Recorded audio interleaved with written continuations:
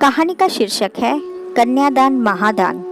दीनानाथ जी के यहाँ उनकी पोती की विदाई की घड़ी है। आंगन में लगी फूलों की लड़ियों की ताजगी और खुशबू दोनों ही कम हो गई थी। रात में अपनी झिलमिलाहट से सभी का ध्यान अपनी ओर आकर्षित करती लाइट भी अब बस टिमटिमाती प्रतीत हो रही थी। पूरी रात शादी की पार्टी में धूम धड़ाका मचाने वाले घराती रिश्तेदार भी थक कर अपने अपने ग्रुप बनाकर यहाँ वहाँ बैठ गए थे। लड़के वालों के मोहल्ला पड़ोस के जो रिश्तेदार थे वे भी जा चुके थे। अब बारातियों में उनके बहुत ही खास माने जाने वाले रिश्तेदार ही बचे थे। दीनानाथ जी के चेहरे पर एक संतोष भरी मुस्कान थी, क्योंकि उनके हिसाब से शादी के सारे कार्यक्रम अच्छे से निपट गए थे।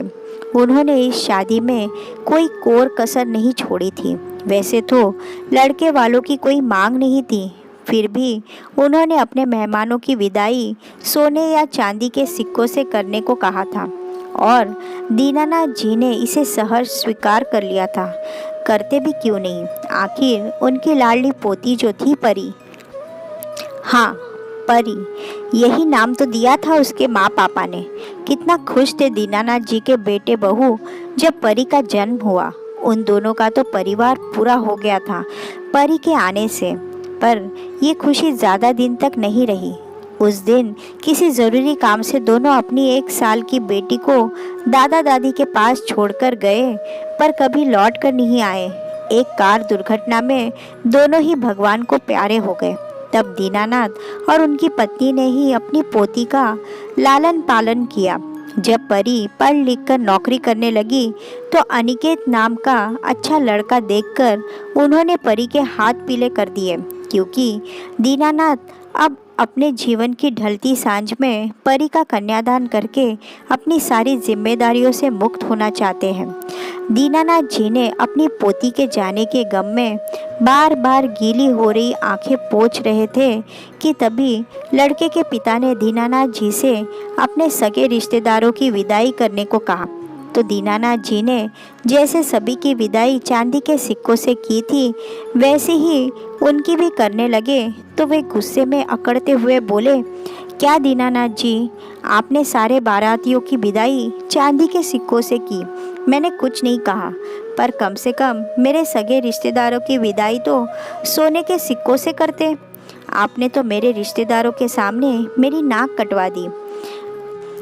अपने समधी के बेटे के बाप होने के दम भरी बात सुनकर दीनानाथ जी अपनी न की हुई गलती के लिए भी हाथ जोड़कर माफ़ी मांगने लगे, क्योंकि लड़के के पिता ने सोने या चांदी के सिक्के के लिए कहा था और उनके सामर्थ्य के अनुसार उन्हें चांदी के सिक्के ठीक लगे, तो वो वही सभी के लिए ले आए थे। और अब उनके समधी सोने के सिक्कों की विदाई के बिना पोती की विदाई को तैयार नहीं थे।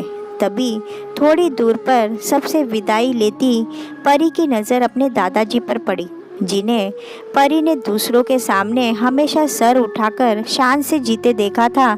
आज वो ऐसे खड़े थे जैसे उन्होंने कोई बहुत बड़ा अपराध कर दिया हो और सामने लड़के के पिता नहीं, कोई पुलिस अधिकारी खड़ा हो। परी से वो सब देखा न गया और भागते हुए दादाजी के पास पहुंची।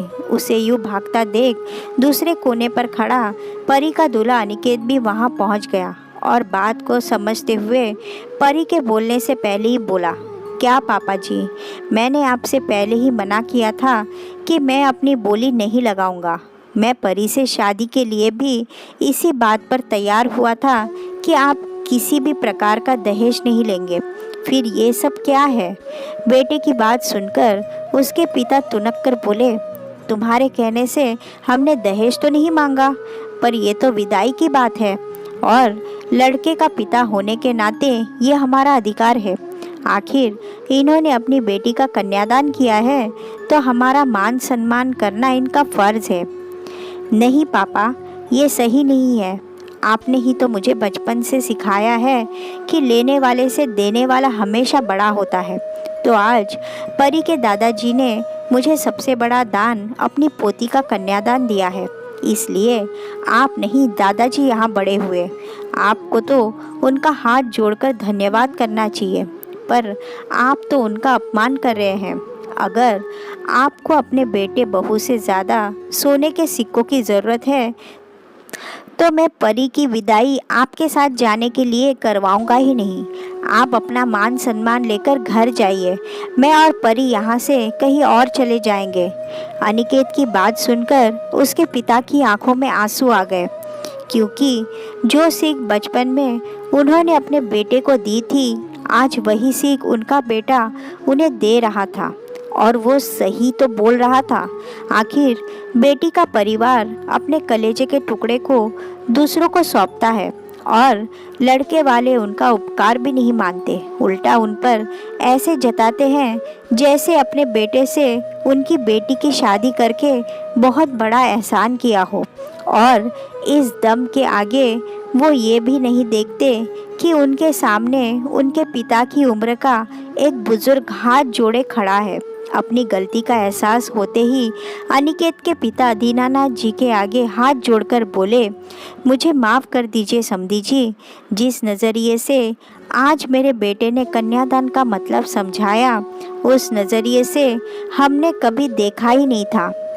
समधी की बात सुनकर दीनानाथ जी ने सजल नेत्रों से उन्हें गले लगा लिया।